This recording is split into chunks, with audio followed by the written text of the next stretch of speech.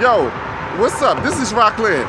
Today on Passport Kings, we're going over the top 10 Caribbean countries with the most beautiful women. Engage! I'm Rockland. I travel the globe for leisure, exploration, and education about different cultures. Join me, and you too can be royalty. This is Passport King. Welcome aboard, abroad.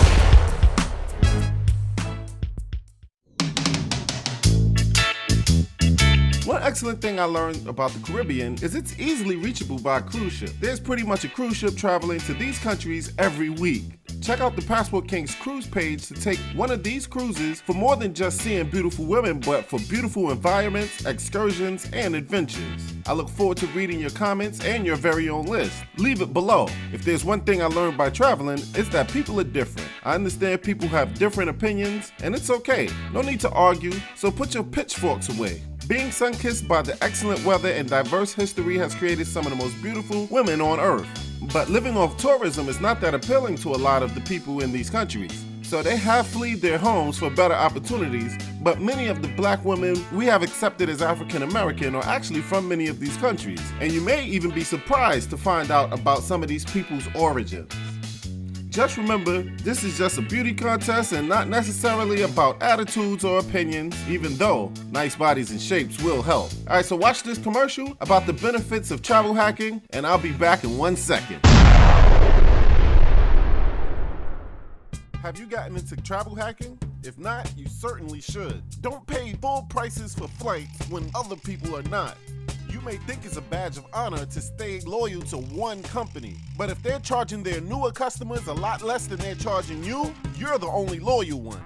Why put extra money in a fat cat's pockets? You could save that money for your loved one. So check out the travel hacking site that I left in the description below. People are literally saving thousands of dollars on flights abroad.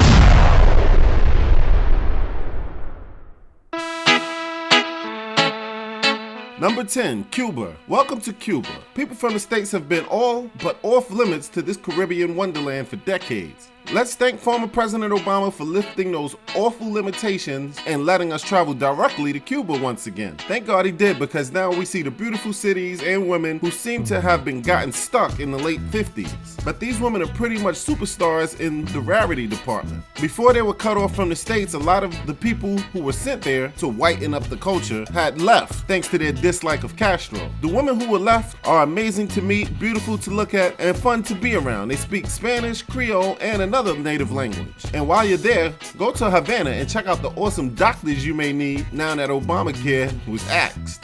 Number 9, St. Martin. Don't forget about the second A when spelling St. Martin. The culture is a blend of African, French, British, and Dutch heritage. I'll make it simple and say a mix of Africans and Europeans. This island is two countries mixed into one. The food on St. Martin is a collaboration of tastes from Europe, the Caribbean, and Africa, and showcases a diversity of the island's people. And as diverse as the food is, the women are even more diverse. They took the best parts of both worlds and combined them into sheer beauty. Number 8, Guadeloupe. Guadeloupe has less than 250,000 people who are made up of African, French, European, and East Indian descendants. These women are raised by mostly fishermen, so they love to be on the high seas and they would love to cook an excellent meal for the right dude. Number 7, the Bahamas. Within this country, a distinction is made between the capital of Nassau on New Providence Island and the out islands of the archipelago. Foreign-born women from the United Kingdom, the United States, Haiti, Canada, and other countries are referred to by their original nationalities regardless of citizenship or assimilation. So don't go jumping to conclusions thinking these girls are so exotic. They may actually be from your part of town. Number 6, the Cayman Islands. The women of the Cayman Islands have been influenced by Afro-Caribbeans of Jamaica, colonists of Great Britain, and more recent immigrants from the United States. Approximately 113 nationalities make up the women of these 3 islands that make up this country. So just like the islands mentioned before, there's a lot of different cultures mixed into one, and it's beautiful. Before I get to the top 5, here are my honorable mentions. Anguilla, Grenada, Haiti, Aruba, and Puerto Rico. I guess they would be considered my choices of 10 through 15. Number 5, the U.S. Virgin Islands. The U.S. Virgin Islands is a paradise with so much more to offer than the traditional beach vacation. Visitors wishing to immerse themselves in a profound cultural experience can enjoy historical tours, culinary encounters, artisan fairs, parades, storytelling, and other special presentations. The women in the U.S. Virgin Islands are largely made up of Caribbean people whose ancestors were African and Europeans. You will find women from all across the Caribbean living in the Virgin Islands, as well as Americans from the mainland, Europeans, and Hispanics. So check them out and their culture. Number 4, Turks and Caicos. While there are some 40 plus Ks that make up the Turks and Caicos Islands, only 8 of them are inhabited by people. The Turks and Caicos native women are called belongers, or Turks and Caicos Islanders, and are usually descendants from Africa. The local population mixes a large expatriate community of British, American, French, Canadians, Haitians, Dominicans, and Scandinavians, giving the island an international influence and unique culture. The women here are both expats and belongers. They are relaxed and friendly and generally operate on island time, resulting in a low-key, slow-paced environment. Number 3, Dominican Republic. The family forms the basis of stability. The individual derives a social network and assistance in time of need from the extended family, which generally encompasses 3 generations. When possible, the extended family lives together or within the same vicinity. Loyalty to the family comes before any other social relationship, even business. Nepotism is considered a good thing since it implies employing people one knows and trusts, which is of primary importance. The oldest male in the extended family makes decisions affecting the balance of the family. Dominicans pride themselves on their hospitality. When someone visits, Dominicans go out of their way to make guests feel welcome and comfortable. House guests are treated royally, and Dominicans attempt to cater to their every desire. Not to mention they're beautiful. Number 2, Jamaica. The Jamaican family includes a close-knit web of aunts, uncles, cousins, and grandparents. Families are close and provide emotional and economic support to its members. The families is the most important group a person belongs to, and as such, it is the group with whom a Jamaican woman spends most of her time developing and maintaining cordial relationships. Jamaican women have a healthy distrust of those in authority and prefer to put their faith in those they know well, such as their extended family and close friends, who are treated as if they were family. Being recommended by a friend or relative is the absolute best way to get one of these women interested in you. Have a person who knows the woman of interest and tell them to say good things about you. Number 1, Trinidad and Tobago.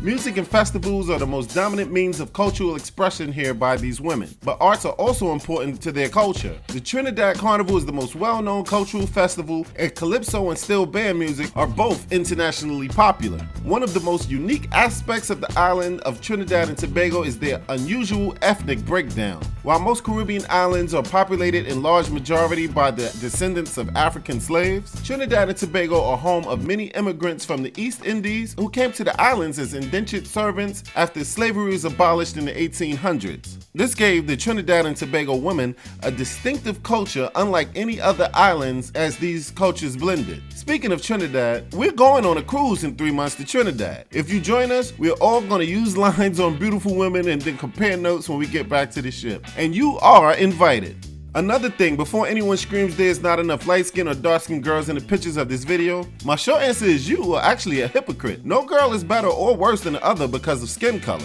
People said they were running to the defense of dark-skinned chicks in my last video, or my favorite complaint about my mother being darker than the girls on my video. The truth is, my mother is lighter than almost all the women I ever put on a video. Second, would you tell a light-skinned little girl that she is not cute because she's not as dark as your dark-skinned girl?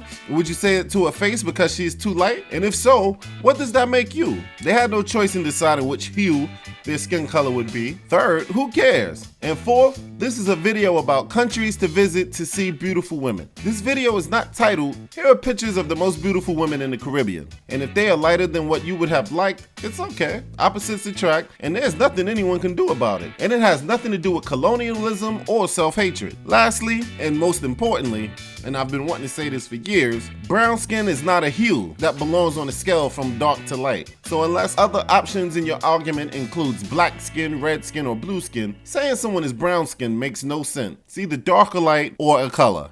So take my word for it, the Caribbean is filled with beautiful chicks. But I know that's not the only reason why people should travel, is always running around chasing chicks, but it's always a good icing to have on the top of the cake. So always explore all the beautiful Caribbean islands like a king of Passport King. Peace.